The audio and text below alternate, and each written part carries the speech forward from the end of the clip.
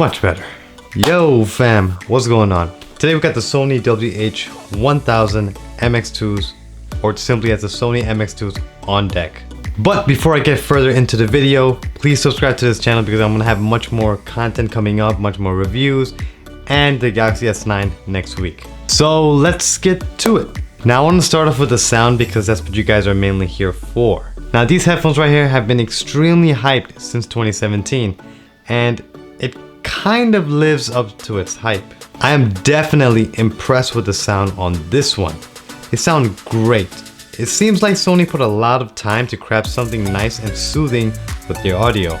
The mids are perfectly balanced, allowing you to hear the vocals very clearly. Listen to lyrics from artists like Ed Sheeran, Kendrick, and Coldplay with a satisfying experience. I was also impressed with the lows.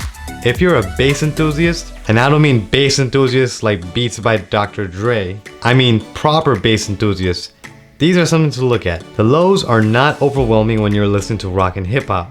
The bass is not blasting on your ears to overpower all the other instrumental components when you're listening to songs. It's at a very comfortable level, and you can always control the lows with the equalizer.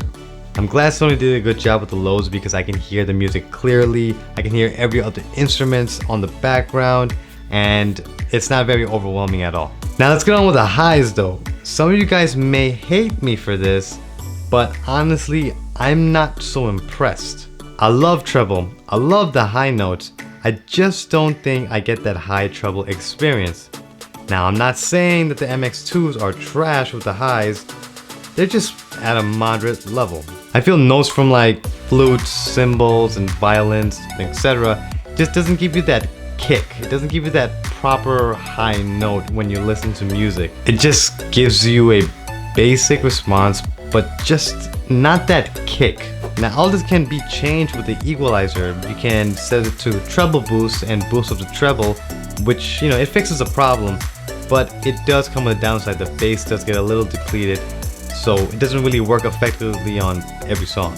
Now the noise cancelling or ambient sound control is actually really good. It's almost tied with the Bose QC35-2s. And by the way, I'm gonna have a review of the Bose QC35-2s, so please hit that subscribe button. I live in a loud city, New York City, 24/7. So when I'm listening to my music, I don't want to hear any outside audio get into my headphones at all. These headphones right here allows me to get that experience without letting any outside noise get into my headphones at all. Well, almost every outside noise. Now you can control the noise and ambient sound by the push of a button or through the app. When ambient sound is maxed out, the noise in your surroundings are amplified. This is helpful when listening to announcements, maybe when you're biking, crossing the street, and much more. Now when you max out the ambient sound, the noise wasn't amplified that much. I did have hard times trying to understand what people were trying to say sometimes, but remember, in order for this to work, your volume for your music needs to be at a low level. Now one of my favorite features of the MX2 is that when you take your palm and cover the right ear cup, it lowers the music volume and amplifies the noise around you. This is great for like a quick conversation. Now again, I live in New York City. I use this feature almost every single day, especially when I'm on the train and there's a quick announcement going on. I can just take my hand and place on the cup, you know, and hear the announcement clearly. Or if someone on the train is asking me like directions, like every single time. Yo bro, does this go to Times Square? Oh, I'm sorry, what? Does this go to Times Square? Yeah. Alright, thanks, dork.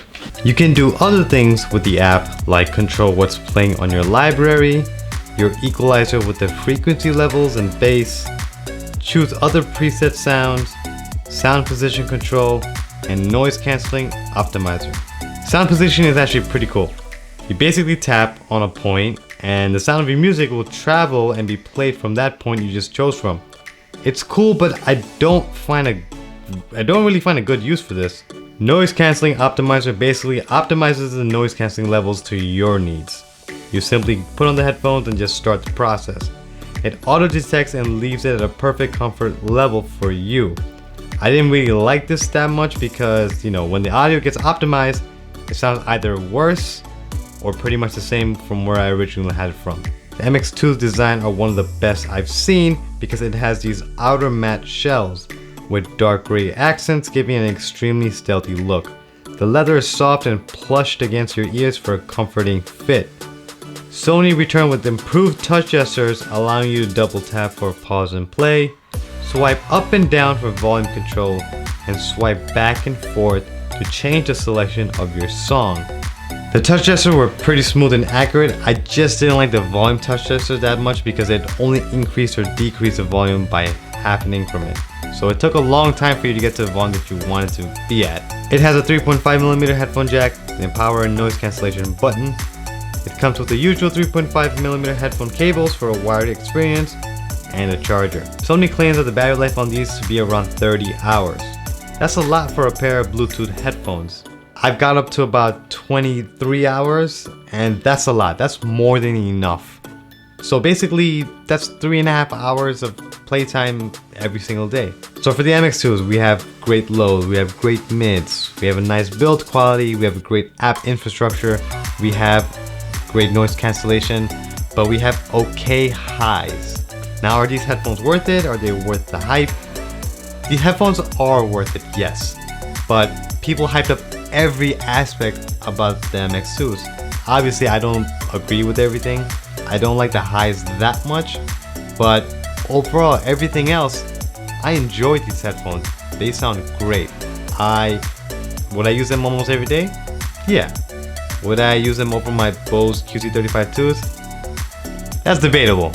Again, I'm not so happy with the highs. For its price point, Sony should have considered everything to be amplified and boosted. These retail for $350, but you can get them for $300 now, and I'll put a link in the description below. So that's all we have for the Sony MX2s. If you like this video, please like, share, and finesse on that subscribe button. Fun fact number 9.